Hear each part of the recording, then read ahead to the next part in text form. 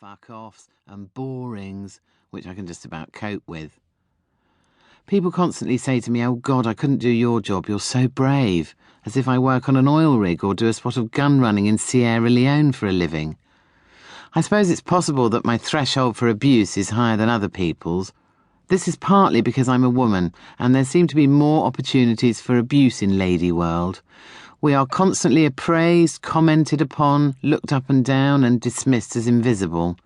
Added to that, throughout my nursing career, I put up with some excessively extreme and very articulate abuse, so a mere fat heckle isn't really much to write home about. And you can answer back. In fact, it's expected of you. As a nurse, I used to tell myself that the people who aimed the most vile and revolting abuse at me were ill. Even though lots of them weren't, they were just pissed or horrible. And therefore I shouldn't take it personally.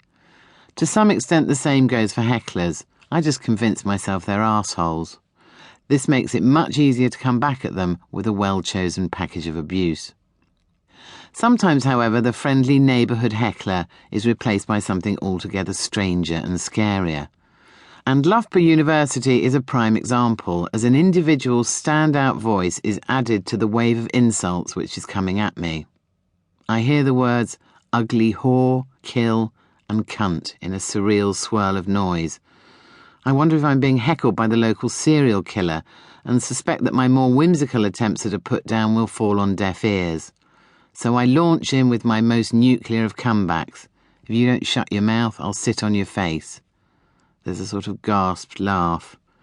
No, on second thoughts, I won't sit on your face because I haven't got my period at the moment. Doesn't seem worth it.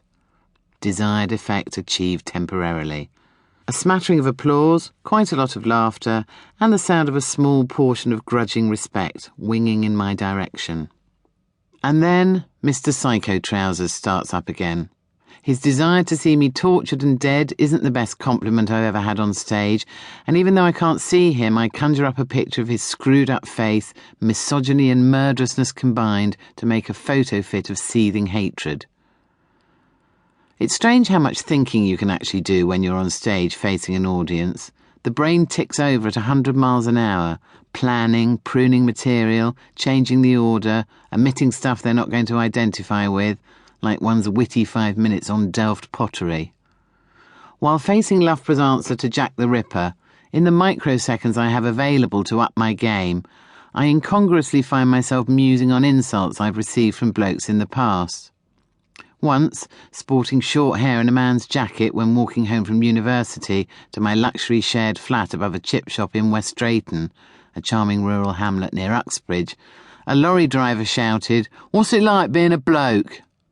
I just froze, unable to think of a witty reply, and walked on, head down. 2 minutes later it came to me I should have walked up to him and shouted, "I don't suppose you'd know, you creepy bastard," and kicked him in the cross-plies. This is the world of the stand-up. Some sort of superior reply has to be delivered in the blink of an eye.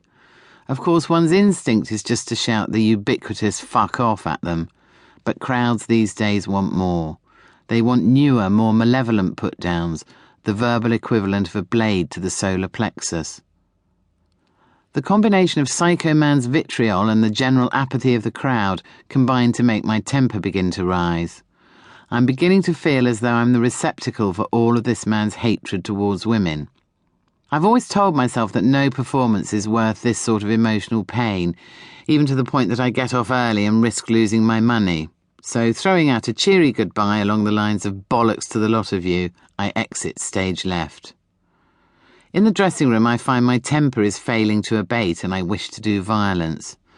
This may be due to the several bottles of lager I've imbibed pre-show as a warm-up ritual, liquid protector and courage inducer. Mark Lamar, the compere on this occasion and a good friend, is fulsome in his sympathy. I find myself picking up a bottle and heading towards the door to do battle with my tormentor. Mark sits me down and counsels me against smashing a punt around the head with a lager receptacle. As a woman, I've had to put up with this kind of stuff over the years, and it frustrates me enormously that there's no opportunity for comeback at all those van-driving, street-roaming, pissed-up arseholes who feel it's their right to comment on women's physical attributes. Surely I am a righteous representative of the female sex, ready to give my...